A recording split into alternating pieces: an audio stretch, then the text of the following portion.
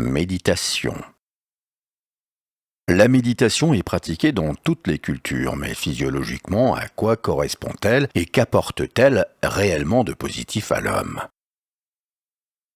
En Asie, les hommes pratiquent souvent la méditation, assis en tailleur, dans la position dite du lotus, connue des adeptes des philosophies et religions orientales. En Europe, on la pratique souvent assis ou à genoux, accoudés sur des sièges, comme dans les positions de prière chrétienne. Les Romains antiques, quant à eux, la pratiquaient parfois allongée. Au Moyen-Orient, on la pratiquait à genoux, position plus commode et peu salissante dans ces régions sèches au sol sableux. Mais toutes ces façons de prier ne sont que des convenances en rapport avec le climat, le milieu et la physiologie et la morphologie des hommes. En Asie, la position de méditation assise en tailleur correspond souvent à la souplesse et à la conformation osseuse des hommes de ces régions, rendant cette attitude agréable à conserver. Mais en Europe, où la structure osseuse et la souplesse ne sont pas tout à fait les mêmes, se tenir aussi de cette façon peut être très désagréable et difficile à maintenir, et perturberait la concentration. L'important dans la méditation n'est donc pas la position adoptée pour la réaliser, mais la commodité de la position permettant à la méditation d'être pratiquée pour en tirer les bénéfices recherchés. Mais quels bénéfices réels apporte, d'une façon pragmatique, la méditation, et à quoi correspond-elle?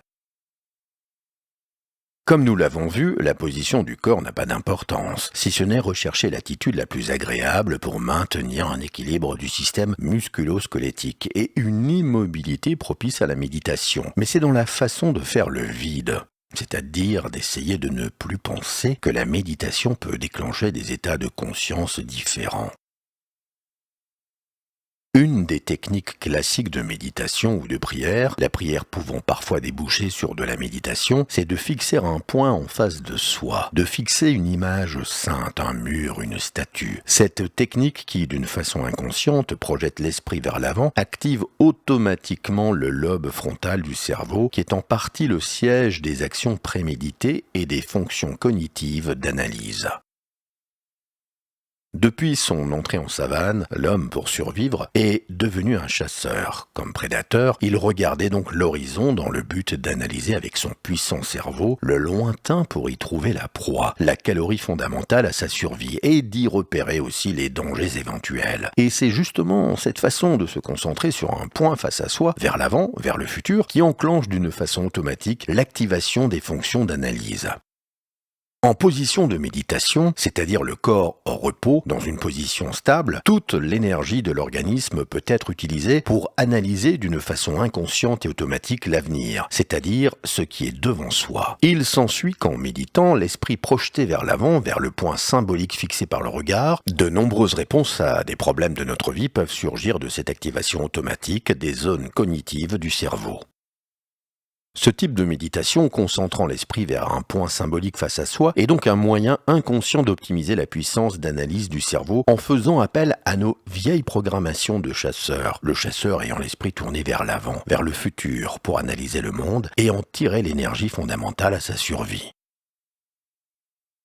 Ce même principe de mise au repos du corps et d'activation de certaines fonctions d'analyse et d'anticipation se retrouve dans des activités d'hyperfocalisation, comme la pêche à la ligne et la conduite automobile sur autoroute, ou fixer un point devant soi, comme la route en conduite ou la surface de l'eau à la pêche, met automatiquement l'esprit en mode analyse et permet parfois de voir surgir des réponses à certains problèmes sans avoir au préalable décidé d'y réfléchir. Mais il existe bien d'autres façons de méditer et de faire le vide. L'une d'elles consiste à se focaliser sur un point imaginaire, situé soit sur le dessus du crâne, soit entre les deux oreilles. Cette technique ne procure pas du tout les mêmes résultats que la méditation, avec une concentration sur un point externe situé en face de soi. Le fait de se concentrer sur un point intérieur n'enclenche plus une activation des fonctions cognitives, mais au contraire, la mise au repos partiel du cerveau. Le cerveau, n'ayant plus à effectuer d'analyses coûteuses en énergie et le corps étant immobile, en équilibre dans une position stable et économique, seule la perception de l'environnement par les sens est ressentie par le méditant, plongeant celui-ci dans un repos organique relaxant, avec un ralentissement de ses fonctions cognitives reposant pour le cerveau, permettant à celui-ci de se régénérer en reconstituant doucement ses stocks de neurotransmetteurs. Ce type de méditation est donc souvent pratiqué pour reposer l'organisme après des stress, régénérer le système nerveux, permettant ainsi d'améliorer sensiblement la capacité de réflexion et la santé en général. C'est ce type de méditation qui accompagne souvent les jeunes et qui permet aux mystiques de surmonter les épreuves qu'ils se forcent à endurer.